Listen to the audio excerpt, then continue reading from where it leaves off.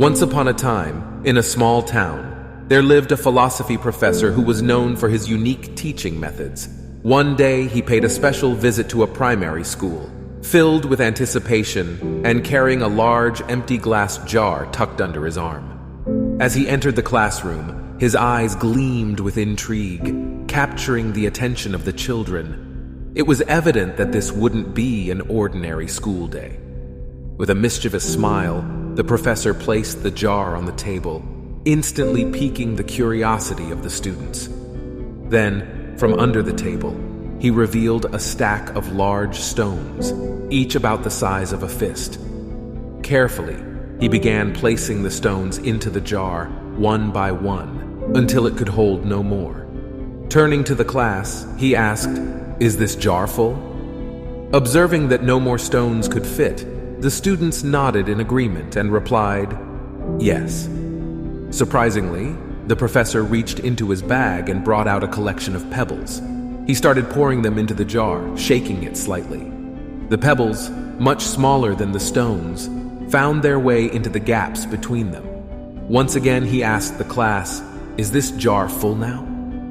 Some of the students began to grasp his point and hesitated, but many agreed, saying, "Yes, now it's full."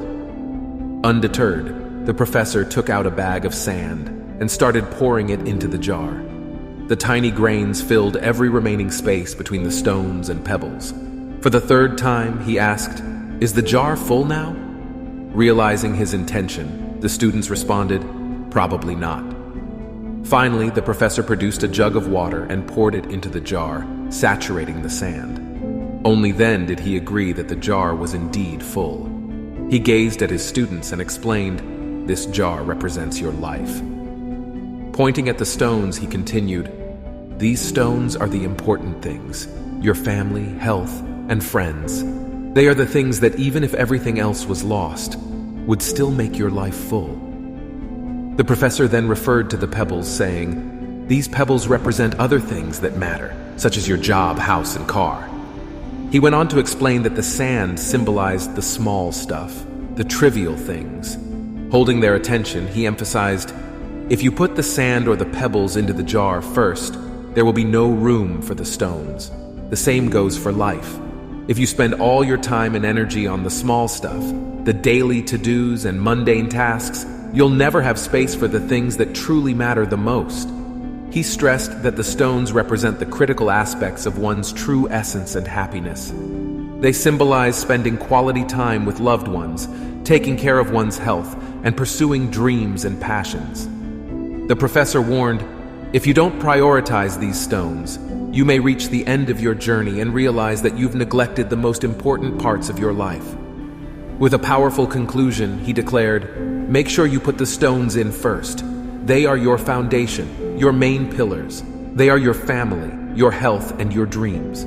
Don't let the pebbles or the sand, the secondary tasks and trivialities, take precedence over them. At the end of your journey, it is the stones that will carry the most weight in your jar of life, defining its value and meaning." Just as the professor finished his speech, a thoughtful student raised her hand and asked, "But professor, what about the water? Where does that fit into our lives?" The professor smiled at the insightful question and replied, The water. The water signifies that no matter how full your life may seem, there's always room for a cup of coffee or tea with a friend. No matter how busy you are, there's always space for small moments of joy, relaxation, and connection with others. In our lives, we often find ourselves juggling between priorities, trying to fit everything into the limited hours of the day. We get so caught up in the hustle and bustle, the small tasks, that we sometimes forget what truly matters. This jar, our life, is not infinite. It has only so much space. If we choose to fill it first with sand and pebbles, the mundane and peripheral, we leave no room for the stones, the things of real value and meaning, the professor explained. He continued, "So I urge you to focus on your stones first. Your family, your health, your passions, and your dreams. These are the aspects of your life that, when everything else is stripped away, will still leave you fulfilled and content. Make time for those you love and care for. Nurture your physical and mental well-being, and pursue your passions fearlessly. While you do that, never forget to make room for learning, growth, and kindness. And the water? That's the unexpected, the unplanned. It's the coffee with a friend, the spontaneous laughter, and the shared moments of joy. Even when life seems so full, there's always room for these. There's always space to connect, to relax, to simply be, the professor emphasized. He conveyed that the pebbles and the sand would naturally fit in around the important stuff. They are the tasks and responsibilities that are necessary, but shouldn't consume all your time or energy.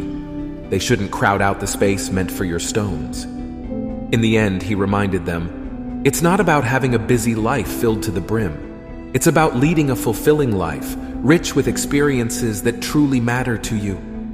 It's about not just counting the days, but making the days count. Balance the stones, the pebbles, the sand, and the water in a way that enriches your life and brings you true joy.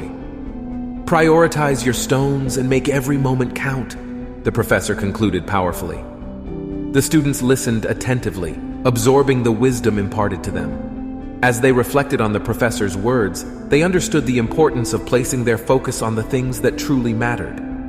They pledged to cherish their loved ones, take care of their well-being, and pursue their dreams with unwavering determination. They promised themselves to make time for small moments of joy and connection, for those were the ingredients that added depth and meaning to their lives. With hearts filled with gratitude, the students thanked the professor for his profound lesson. They left the classroom that day with a renewed perspective on life, ready to prioritize their stones and create a life that was truly fulfilling. And so, the story of the philosophy professor's visit to the primary school became a cherished memory, a reminder to all who heard it that life's true value lies in nurturing the important things, finding balance, and embracing the moments that truly enrich the soul.